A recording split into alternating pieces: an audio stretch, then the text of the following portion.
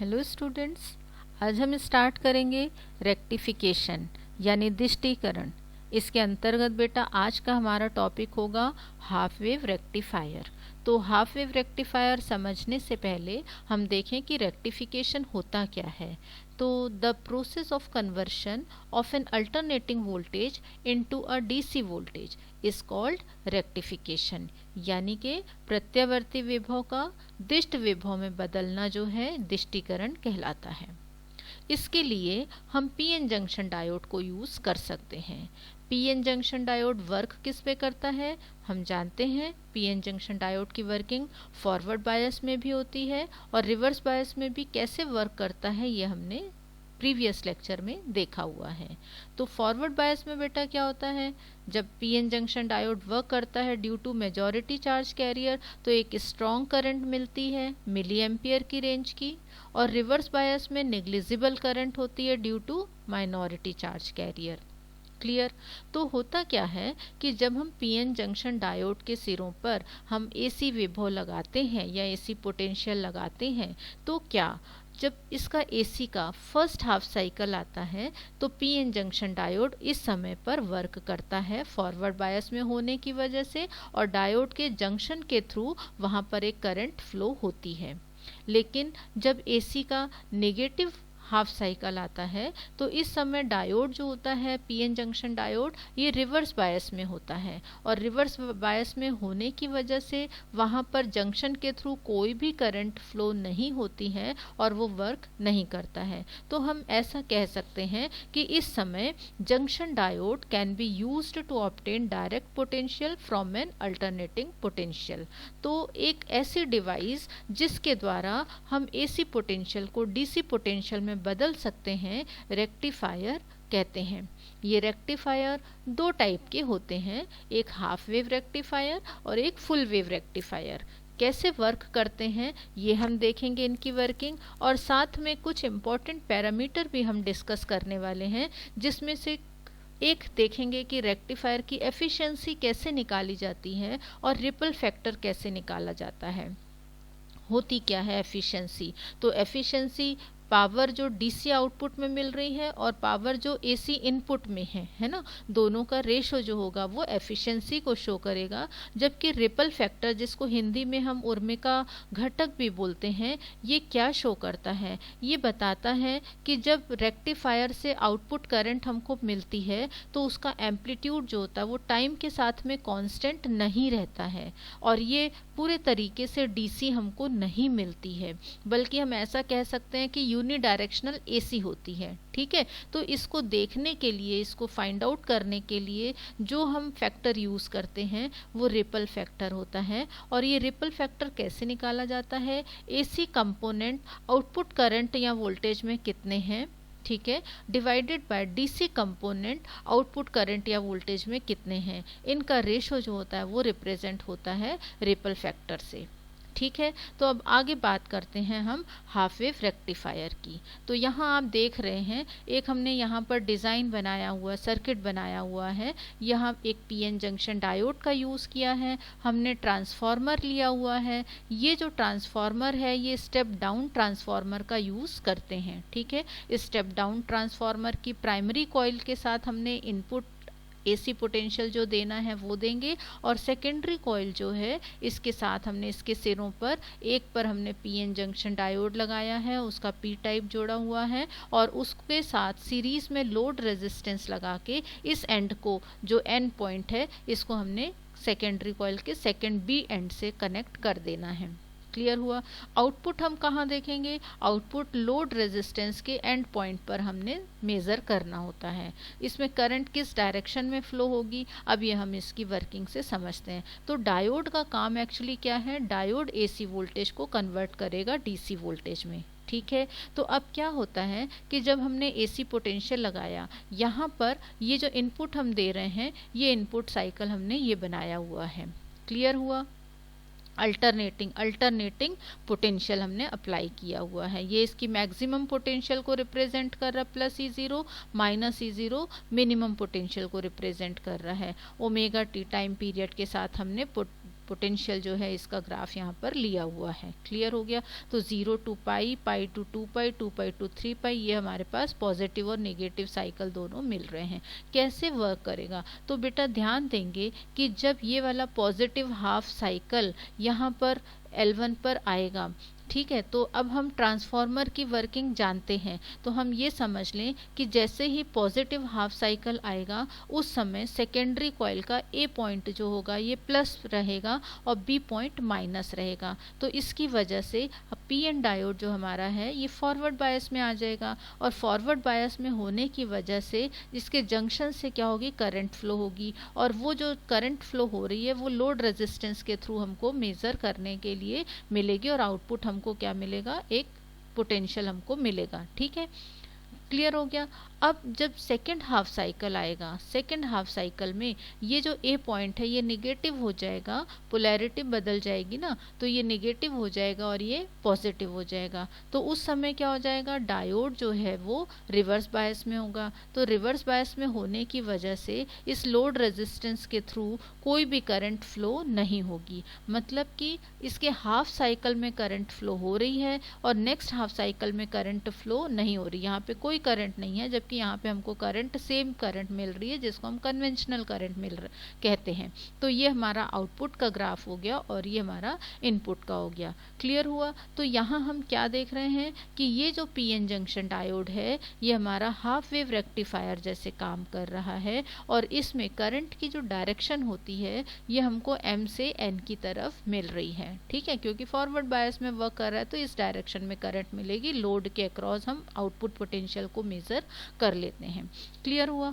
अब क्या होता है, इसमें हम कुछ डिफरेंट पैरामीटर की स्टडी करेंगे। ये पैरामीटर स्टडी करने से पहले हम कुछ इसका मैथमेटिकल एनालिसिस कर लेते हैं, और ये मैथमेटिकल एनालिसिस में अगर हम ये मान लें कि जो हमने इनपुट पोटेंशियल दिया है, ये input potential applied input AC potential जो है उसकी value E is equals to E0 sine omega t है। ठीक है, और स्मॉल r हमने रिप्रेजेंट किया है इंटरनल रेजिस्टेंस, जंक्शन डायोड जो पीएन जंक्शन डायोड यूज कर रहे हैं ना उसका खुद का भी तो कुछ इंटरनल रेजिस्टेंस होगा, तो उसको हमने r से रिप्रेजेंट किया है। Then neglecting the resistance of secondary coil, अब जो L2 है उसका रेजिस्टेंस जो है उसको हमने नेग्लेक्ट करते हुए डायोड करंट को हम अगर मेज़र करें तो कैसे मेज़र करेंगे, समझ में आया। डायोड का खुद का इंटरनल रेजिस्टेंस है और कॉइल जो ट्रांसफार्मर का है सेकेंडरी उसका रेजिस्टेंस है। डायोड के जो रेजिस्टेंस R है उसको हम ले रहे हैं क्योंकि करंट फ्लो होनी है, लेकिन जो सेकेंडरी कॉइल है उसका हमने नेग्लेक्ट कर दिया। तो करंट डायोड के थ्रू फ्लो होने वाली जो करंट है उसको किससे रिप्रेजेंट करेंगे, I is equals to E divided by R plus RL। ठीक है, अब यहाँ पर हमने क्या किया, E की वैल्यू पुटअप कर दी, E0 sine omega T divided by this R plus RL। ठीक है, हम इसको इस तरीके से लिख सकते हैं। और ये जो E0 divided by R plus RL, RL क्या है, लोड रेजिस्टेंस। ठीक है, तो ये वैल्यू हो जाएगी हमारी I0 जो कि मैक्सिमम वैल्यू ऑफ करंट को रिप्रेजेंट करती है। तो उस केस में हमारा इक्वेशन करंट का I is equals to I0 sine omega t होगा। अब ये इक्वेशन हमको करंट मैक्सिमम कब मिल रही है, ये मिलेगी जब ओमेगा टी 0 और पाई के बीच में होगा या इक्वल टू होगा, यानी कि ये वाली वैल्यू जो होगी यहाँ इस कंडीशन में हमको मैक्सिमम करंट मिलेगी जो कि किसके इक्वल है, ये करंट है। क्लियर हो गया। और यहाँ पर जब सेकेंड साइकिल चलेगा हमारा पाई से लेके 2 पाई नीचे की तरफ है ना, तो पाई ओमेगा टी की वैल्यू पाई और 2 पाई से के बीच में या उसके इक्वल है, तो उस समय रिवर्स बायसिंग होने की वजह से हमारे पास डायोड में कोई करंट फ्लो नहीं होगी, लोड रेजिस्टेंस के थ्रू कोई करंट नहीं मिलेगी।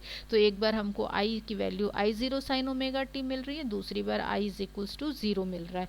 तो अब हम बात करते हैं पैरामीटर की, हम क्या क्या स्टडी करने जा रहे हैं। क्लियर है। तो सबसे पहले हम देखेंगे एवरेज और DC value of output current. हम दो तरीके से बात कर सकते हैं, या तो हम एवरेज करंट लिख सकते हैं इसको, या फिर हम डीसी करंट भी लिख सकते हैं। तो ये निकालने के लिए हम क्या करेंगे, हम इसको इस तरीके से ले सकते हैं एवरेज करंट को, कि इस करंट को हम क्या करेंगे, जो भी करंट होगी उसको हम इंटीग्रेट करेंगे with respect to omega t. 0 to 2 pi हमारी लिमिट रहेगी, ठीक है। यहाँ से ये वाला यहाँ से 0 to पाई और पाई टू 2 पाई, तो 0 टू पाई एक साइकिल कंप्लीट हो रहा है, तो हमने ये टाइम पीरियड लिया और इसको इंटीग्रेट किया। अब यहाँ पर है क्या, 0 टू पाई हमको करंट मिल रही है फॉरवर्ड बायस में, लेकिन यहाँ पर जब हम पाई टू 2 पाई करेंगे, यानी कि ये वाला जो रीज़न है यहाँ पर हमको करंट नहीं मिल रही है, ठीक है। पर हमने इसको दो पार्ट में डिवाइड कर लिया और इसको इंटीग्रेट करोगे आप, वैल्यू पुटअप करोगे, लिमिट पुटअप करोगे तो 2 पाई हमको मिलेगा, टाइम पीरियड मिलेगा, ठीक है।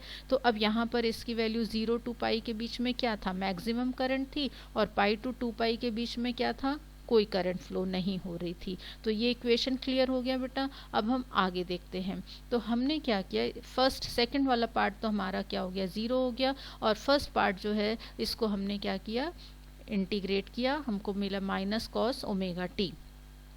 अब लिमिट लगा दोगे, upper limit minus lower limit, value put up करोगे, सॉल्व करोगे, आपको एवरेज करंट जो है क्या मिलेगी, I0 डिवाइडेड बाय पाई मिलेगी।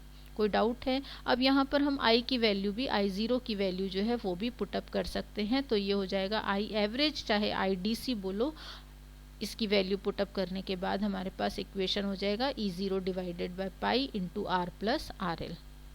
सेकेंड पैरामीटर हम बात करें तो आउटपुट DC वोल्टेज निकालेंगे। आउटपुट DC वोल्टेज यानी कि हम कैसे निकाल सकते हैं, करंट इनटू रेजिस्टेंस, ठीक है। तो ये EDC is equals to IDC into RL। यहाँ पर IDC जो हमने यहाँ निकाला है इसकी वैल्यू पुटअप कर दोगे तो ये हमारा इक्वेशन हो जाएगा। यहाँ से आपने RL को कॉमन ले लेना है, तो आपके पास R अपॉन RL प्लस 1 बचेगा, इस RL से ये कैंसिल हो जाएगा, तो EDC आपको मिल जाएगा। आउटपुट DC वोल्टेज कितनी है, आउटपुट DC पोटेंशियल कितना है, ये आपको मिल जाएगा, ठीक है। आउटपुट DC पावर अगर हम निकालें तो DC पावर निकालने के लिए आपको मालूम है पावर का formula, square of current into resistance. तो ये करंट कौन सी है जो हमने IDC निकाला है या I एवरेज निकाला है, एवरेज करंट, ठीक है। इसकी वैल्यू हमने यहाँ पर ली थी I0 बाय पाई, आप ये भी रख सकते हो, हमने I0 बाय पाई इसका स्क्वायर कर दिया तो हमारे पास ये आ गया, PDC इज इक्वल्स टू, यानी कि DC output power is equals to I0 upon pi का होल स्क्वायर इंटू RL। तो ये तीन पैरामीटर्स जो हैं ये आप समझ चुके हैं। अब हम नेक्स्ट आते हैं, इसमें जो एक और इम्पॉर्टेंट चीज़ हम निकालते हैं जो RMS या इफेक्टिव वैल्यू ऑफ करंट, जिसको root mean square value of current बोलते हैं। तो ये होती क्या है, तो this is the current measured by AC ammeter connected in series with load RL, ठीक है। अब यहाँ पर इसको कैसे निकालेंगे, तो इसके लिए IRMS square is equals to average current का स्क्वायर ले लिया हमने। एक सिंपल डेरिवेशन है, यहाँ पर आपने एवरेज करंट जो निकाली थी जैसे वैसा ही हमने यहाँ पर करना है, और यहाँ पर क्या कर दिया है, इसका स्क्वायर कर दिया है। अब यहाँ पर इसको 0 टू पाई हमने इंटीग्रेशन की लिमिट ली हुई है दोनों में, इसको आप करोगे तो आपको आफ्टर इंटीग्रेशन आपको टाइम पीरियड मिल रहा है, लिमिट पुटअप कर दी, आपको 2 पाई मिल जाएगा। यहाँ पर आपने इसको दो पार्ट में कर देना है, 0 to pi and pi to 2 pi. अब आपने I की वैल्यू पुटअप कर देनी है। 0 टू पाई आपको मैक्सिमम करंट मिल रही थी, इसलिए आपने I0 साइन ओमेगा टी रखा, इसका स्क्वायर है इसलिए ये हो गया। और यहाँ पर आपको सेकंड जो रिवर्स बायस में वहाँ पर कोई करंट नहीं है, ये 0 हो जाएगा, ये पार्ट अलग हो गया। यहाँ से I0 स्क्वायर को आपने कॉमन ले लेना है, sine square omega T D omega T मिलेगा।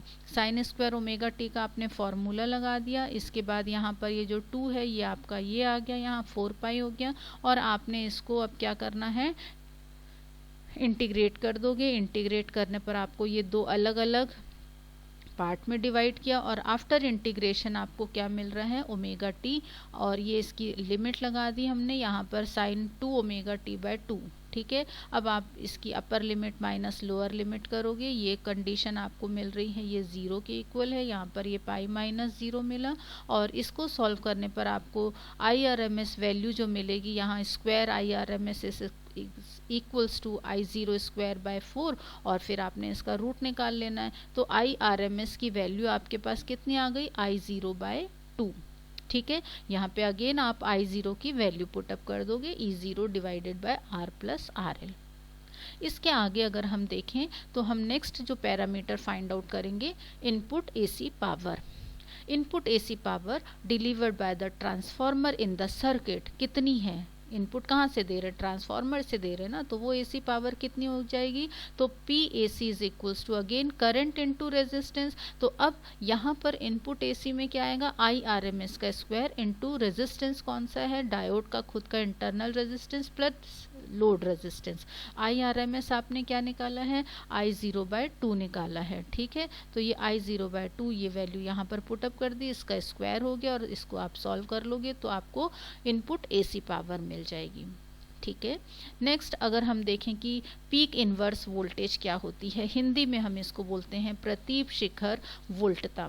ये होती क्या है, तो रिवर्स बायस में डायोड के एंड पॉइंट पर मैक्सिमम पोटेंशियल डिफरेंस जो होता है ना, इसको हम क्या कहते हैं, प्रतीप शिखर वोल्टेज कहते हैं या फिर पीक इन्वर्स वोल्टेज कहते हैं, जिसको हम PIV से भी रिप्रेजेंट करते हैं, ठीक है। तो यहाँ पर ये जो PIV है ये किसके इक्वल होती है, हाफ वेव रेक्टिफायर की जो ये PIV होती है ये अप्लाइड AC पोटेंशियल डिफरेंस की जो मैक्सिमम वैल्यू होती है ना उसके इक्वल होती है। क्लियर हो गया।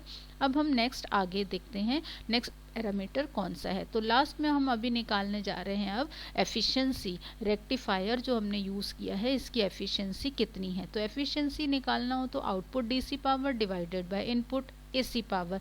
हम दोनों की वैल्यू ऑलरेडी निकाल चुके हैं, वैल्यू आप सब्सटीट्यूट करोगे और इसको सॉल्व करोगे, आपको ये वैल्यू जो मिल रही है ये near about 0.406 divided by 1 plus R divided by RL के बराबर मिलेगी, ठीक है। तो ये जो है हम ऐसा कह सकते हैं कि अगर R की वैल्यू इस लोड रेजिस्टेंस की वैल्यू से बहुत कम है तो एफिशिएंसी मैक्सिमम मिलेगी, थ्योरेटिकली इसकी वैल्यू 40.6% के आसपास होती है, ठीक है। लेकिन हम ऐसा भी कह सकते हैं कि रेक्टिफिकेशन कर रहे हैं हम यहाँ पर, rectifier maximum output power efficiency जो होती है इज स्मॉल, बहुत कम होती है। ये अगर 40.6 भी है तो ये बहुत स्मॉल होती है, क्योंकि ज़्यादातर जो इसका पार्ट होता है एनर्जी का वो डिसिपेट हो जाता है किस फॉर्म में, हीट के फॉर्म में। और अगर किस केस में हो रहा है ये, जब R लेस देन है RL के, और अगर R बराबर हो जाता है RL के तो एफिशिएंसी हमको कितनी मिल रही है, 20.3% के आसपास, ठीक है। कोई डाउट? चलो आगे नेक्स्ट अब हम देखते हैं यहाँ पर वोल्टेज रेगुलेशन, हिंदी में हम इसको कहेंगे वोल्टेज नियमन। इसका मतलब क्या है, output voltage does not depend on the load current. Clear है, आउटपुट वोल्टेज लोड करंट पर डिपेंड नहीं करती है और output voltage remains unaffected to changing the load resistance. Next point, smaller the change in output voltage with the change in load resistance better is the voltage regulation. मतलब ये कि अगर हम बात कर रहे हैं कि अगर लोड प्रतिरोध में परिवर्तन कर रहे हैं तो उसके साथ आउटपुट वोल्टेज में जितना कम परिवर्तन होता है वोल्टेज रेगुलेशन उतना ही अच्छा होता है, ठीक है। वोल्टेज रेगुलेशन को मेज़र कैसे कर सकते हैं, तो लोड की एब्सेंस में जो हम लगा रहे हैं आउटपुट वोल्टेज मेज़र कर रहे हैं वो है ना, in the absence of load output voltage, और output voltage in the presence of load divided by output voltage in the presence of load. Load की उपस्थिति में आउटपुट वोल्टेज कितनी है ये हम डिनोमिनेटर में ले लेते हैं और यहाँ पर ले लेते हैं। तो अब हम कह सकते हैं कि जो हमने सर्किट बनाया हुआ है उसमें लोड को लगा दें या हटा दें, ठीक है, तो वोल्टेज रेगुलेशन उसमें जो चेंजेस होंगे उसको रिप्रेजेंट करेगा। अगर हम लोड लगा देते हैं या हटा देते हैं और आउटपुट वोल्टेज में अगर जो चेंजेस हो रहे हैं वो ज़ीरो है, कोई चेंज नहीं हो रहा है, तो हम कहेंगे कि वोल्टेज रेगुलेशन भी कैसा है, ज़ीरो है। क्लियर हो गया। अब हम इसको निकालें कैसे, कैसे कैलकुलेट कर सकते हैं, तो हम जानते हैं कि EDC किसके बराबर है, EDC बराबर है EDC is equals to E0 RL divided by pi into R plus RL is equals to, यहाँ पर अब क्या हो जाएगा, RL हमने कॉमन निकाल के कैंसिल आउट कर दिया और इसको आगे सॉल्व किया तो हमारे पास क्या आ जाएगा, यहाँ पर बायनॉमियल थ्योरम लगाते हुए इसको सॉल्व करोगे, आपको फाइनल इक्वेशन यहाँ पर मिल जाएगा E0 divided by pi minus E0 R divided by pi RL, और ये जो वैल्यू है ये किसके बराबर है, ये IDC के बराबर है। E0 divided by pi RL is equals to IDC। कैसे IDC आया, तो हम जानते हैं कि IDC जो है इसके बराबर है, और यहाँ पर अगर R की वैल्यू RL से बहुत छोटी है तो हम इस R को निगलेक्ट कर सकते हैं, उस केस में हम यहाँ पर ये ले सकते हैं E0 divided by pi RL। Clear हो गया। अब हम नेक्स्ट देखते हैं आगे हमारा पॉइंट क्या है, कि इसी को अगर हम सॉल्व करें कि हमने अगर लोड नहीं लगाया, इन द एब्सेंस ऑफ लोड, है ना, मतलब क्या हुआ कि इन्फिनिटी है ना, लोड अगर नहीं लगा रहे, RL क्या हो गया, इन्फिनिटी, तो IDC कितना हो जाएगा, 0 हो जाएगा।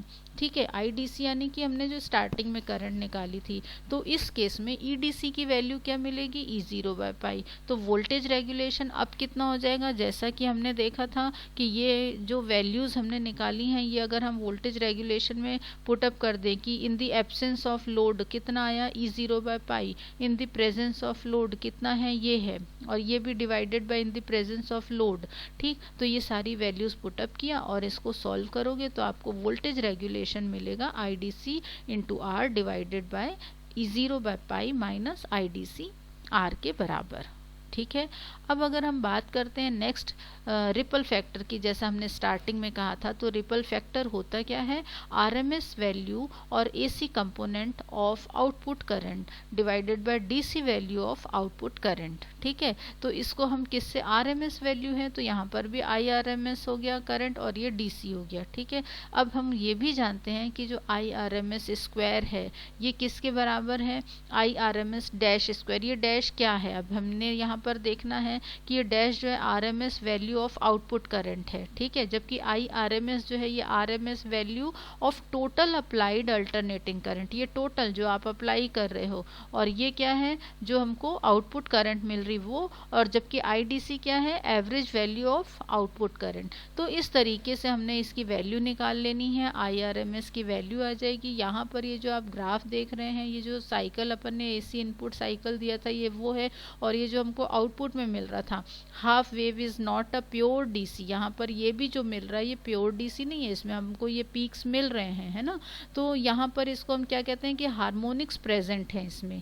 तो हम क्या कह सकते हैं कि उसकी वैल्यू अगर हम कैलकुलेट करें तो ये IRMS dash divided by IDC, इसको अगर हम लें, अब इसकी वैल्यू पीछे जो हमने इक्वेशन निकाला पिछली स्लाइड में, ये वैल्यू पुटअप करके सॉल्व करते हैं तो हमको गामा की वैल्यू मिलेगी 1.21। ठीक है, ये गामा क्या है, हमारा रिपल फैक्टर है। तो ये रिपल फैक्टर क्या बता रहा है, इससे हमको ये पता चलता है कि हाफ वेव रेक्टिफायर से जो आउटपुट करंट मिलती है हमको, है ना, वो पूरे तरीके से DC नहीं होती है।